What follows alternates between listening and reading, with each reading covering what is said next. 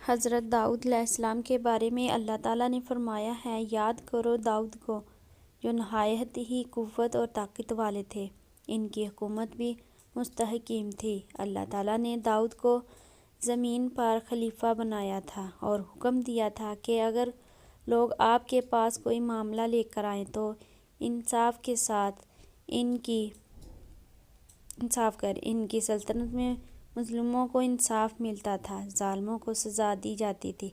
حضرت داؤد علیہ السلام رات دن عبادت میں مصروف رہتے تھے، اللہ کے ذکر سے غافل نہیں رہے۔ آپ کی حکومت میں کوئی ننگا جو نظر نہیں آتا تھا، غریبوں اور محتاجوں کا خاص خیال رکھتے تھے۔ جب آپ زبور کی تلاوت کرتے تو ان کی آواز میں دلکشی معلوم ہوتی۔ روایت کے مطابق اس کی تلاوت کی آواز سن کر پرندے جمع ہو جاتے تھے، یہ ان کا سب سے بڑا معجزہ تھا۔ کبھی کبھی آپ حضرت ابراہیم، حضرت یعقوب اور حضرت اسحاق کے بارے میں سوچا کرتے تھے کہ اللہ نے ان کو کتنا بلند مرتبہ نوازا ہے۔ آواز آئی کہ اے داؤد، ان کو یہ بزرگی اس لیے دی گئی کہ وہ ہر مصیبت میں صبر کرتے تھے۔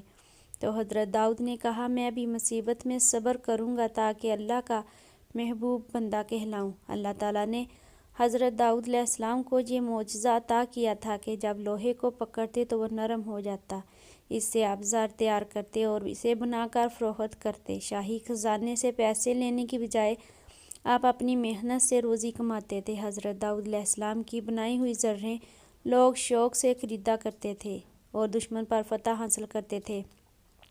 آپ علیہ السلام چرند اور پرند کی بولی سمجھتے تھے۔ بنی اسرائیل میں حضرت موسیٰ علیہ السلام کے بعد حضرت یوشع مبعوث ہوئے۔ انہوں نے کئی جنگیں لڑیں اور ہر جنگ میں دشمن پر فتح حاصل کرتے تھے، اس لیے جنگجوؤں کو فخر تھا، وہ اکڑ کر چلتے تھے۔ اسرائیلیوں کو اللہ کا حکم تھا کہ جب کسی شہر میں جنگ کے بعد داخل ہوں تو غرور نہ کریں، متکبر انسانوں کی طرح نہ بن جائیں، لیکن اسرائیلی اللہ کا حکم نہیں مانتے تھے اور بہت ہی مغرور ہو چکے تھے۔ اس نافرمانی پر اللہ نے ان پر عذاب نازل کیا۔ اس واقعہ کے بعد بنی اسرائیل میں بہت سے نبی مبعوث ہوئے جو اسرائیلیوں کو ہدایت دکھاتے تھے، لیکن حضرت موسیٰ علیہ السلام کی وفات کے 400 سال تک ان میں کوئی بادشاہ نہیں تھا، نہ کوئی سردار تھا، اس لیے طاقتور گروہ ان پر غالب آ جاتا، جس کے نتیجے میں وہ بدحال اور کمزور ہو چکے تھے، مقابلے میں پسا ہو جاتے۔ چینل کو سبسکرائب کریں، ویڈیو کو لائک کریں اور ثواب کی نیت سے شیئر کریں۔ ویڈیو دیکھنے کا شکریہ۔